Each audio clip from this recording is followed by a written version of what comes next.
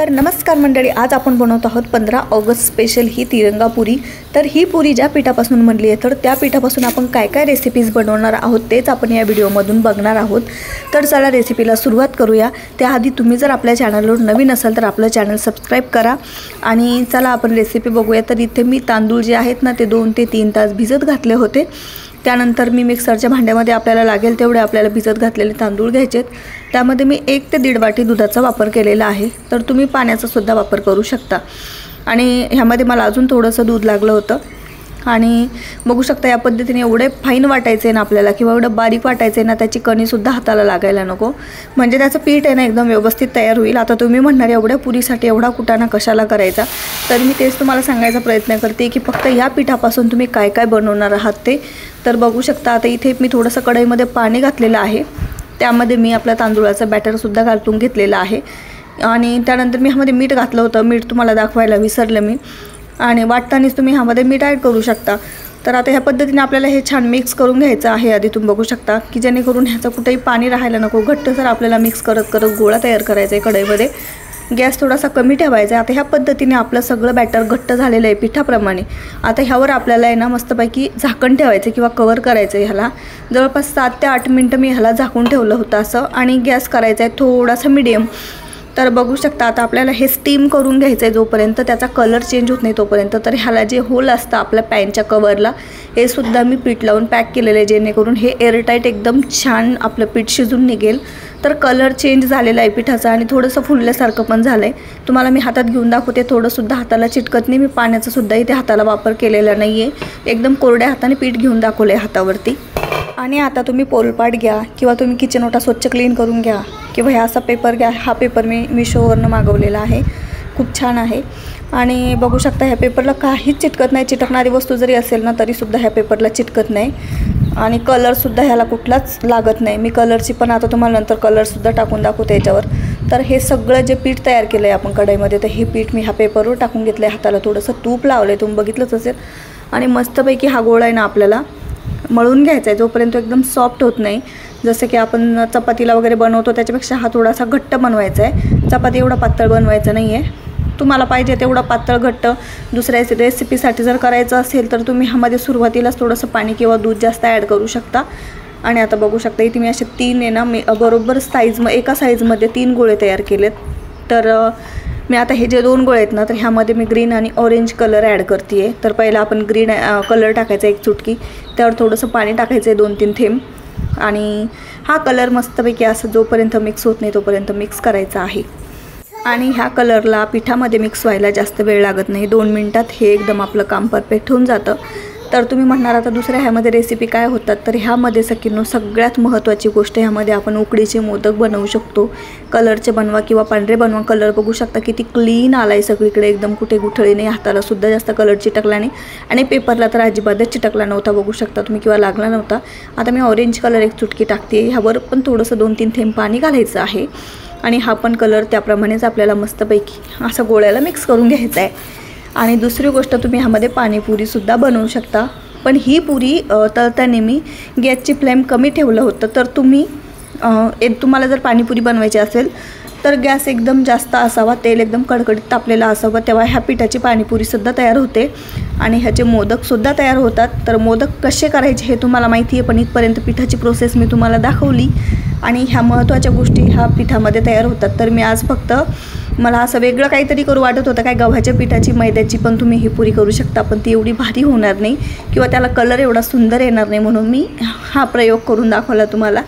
तर तुम्हाला जर ही पुरी करायचीच नसेल तर तुम्ही ह्यामध्ये मोदक किंवा पाणीपुरी नक्की करून बघा।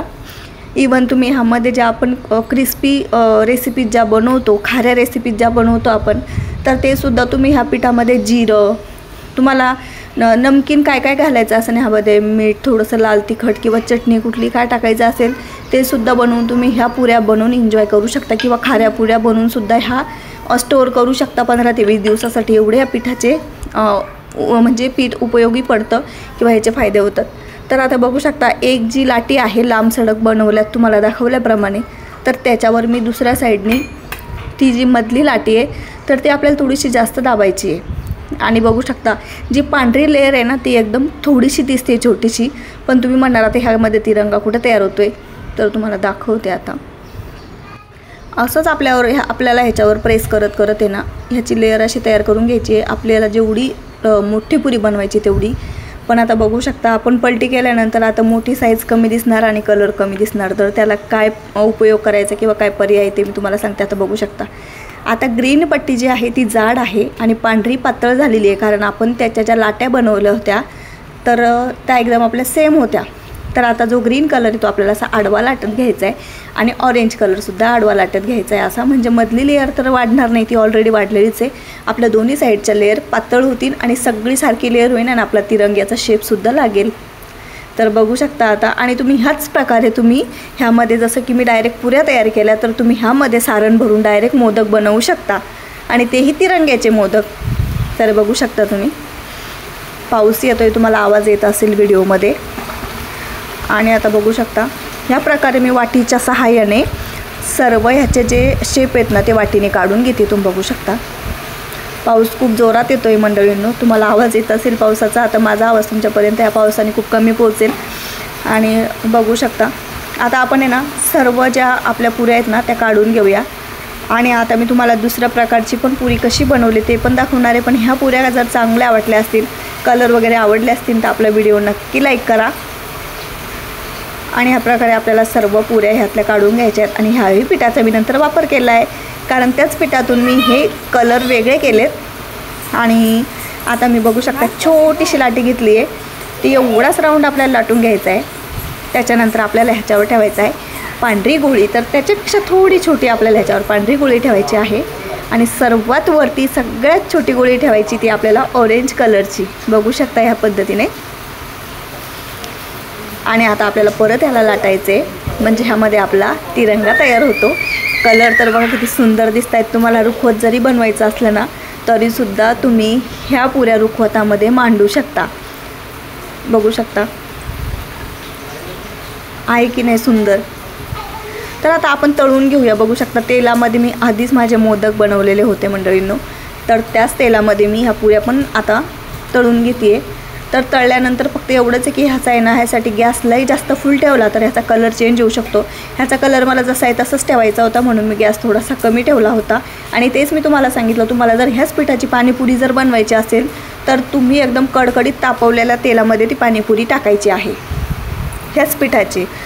आता बघू शकता आपल्याला पुऱ्या सॉफ्ट करायच्या होत्या. आणि ह्याच्यासोबत तुम्ही कुठलंही स्वीट खा किंवा तुम्ही कुठली तिखट भाजी खा, खूप सुंदर लागते किंवा छान लागते खायला.